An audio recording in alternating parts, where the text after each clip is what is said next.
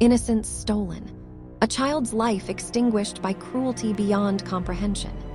This is the story of Shanda Sharer, a bright 12-year-old girl whose promising life ended in one of the most disturbing crimes in American history.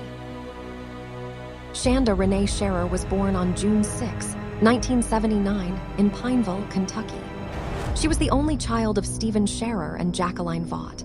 After her parents divorced, Shanda moved with her mother to New Albany, Indiana, a quiet town that seemed far removed from the horrors that would soon unfold.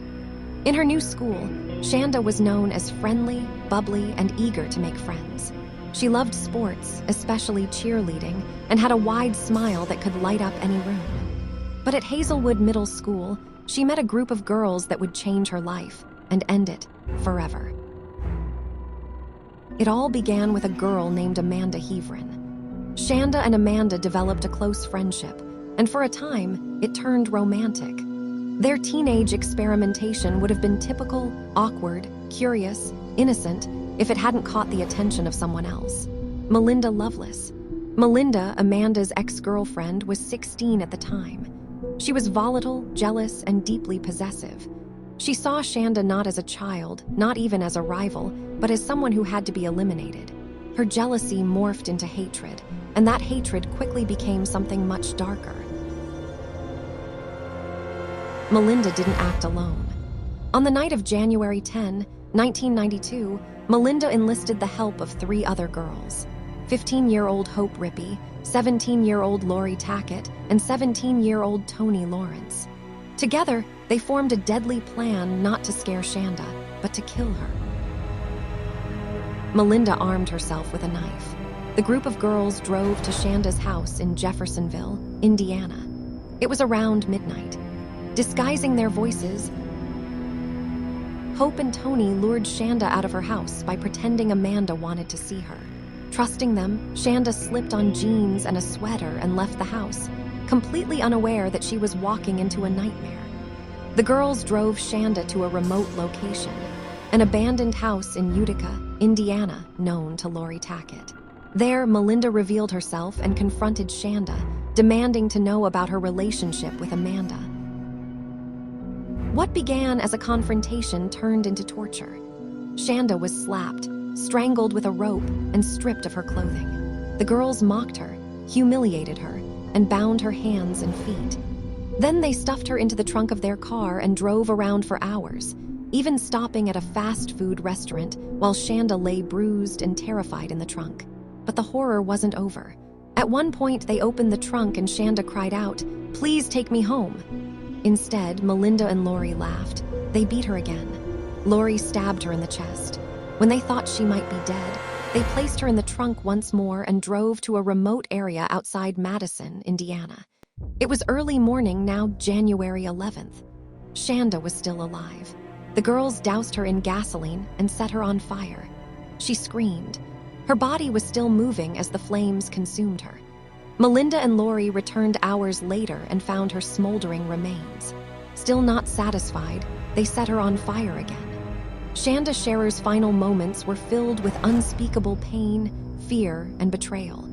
The girls then went about their day like nothing happened. They returned to Hope Rippey's home, laughed, ate breakfast, and even boasted about what they had done. But word started to spread. Toni Lawrence, deeply disturbed by what she had witnessed, eventually told a friend and later, the police. Within days, all 4 girls were arrested. The police were horrified. This wasn't a crime of passion. It was calculated, premeditated, and unimaginably cruel. Shanda's burned body was found in a field, unrecognizable. Her parents were devastated, especially her mother, Jackie, who had no idea what had happened until it was far too late.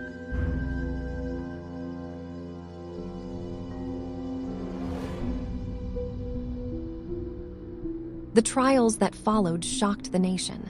All 4 girls were tried as adults.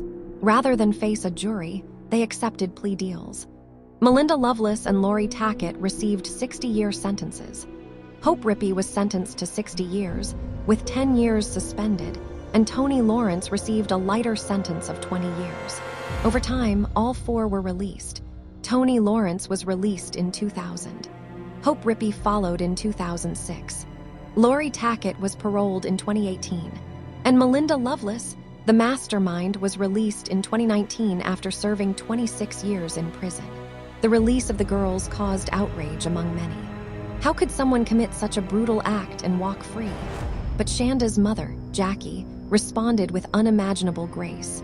Over time, she chose forgiveness, even befriending Melinda's mother and advocating for restorative justice. Still, the memory of Shanda remains frozen in time. A bright, innocent girl taken too soon, not by strangers, but by girls barely older than she was. The crime remains one of the most haunting examples of teen violence in American history. So why did it happen? Was it jealousy, peer pressure, mental illness? The truth is, there's no justification, no answer that can explain the depths of this cruelty. What we can do is remember Shanda, remember her smile, her laughter, her dreams, and ensure that her story is never forgotten. Because behind every true crime is a human life, a victim who didn't deserve what happened. And here on Twisted Truths, we vow to tell those stories with the care, detail, and respect they deserve. If this story moved you, please like, share, and subscribe to Twisted Truths. We uncover the darkest cases, so that light may be shed on those who were silenced. Justice delayed is still justice. Remember their names, speak their truths,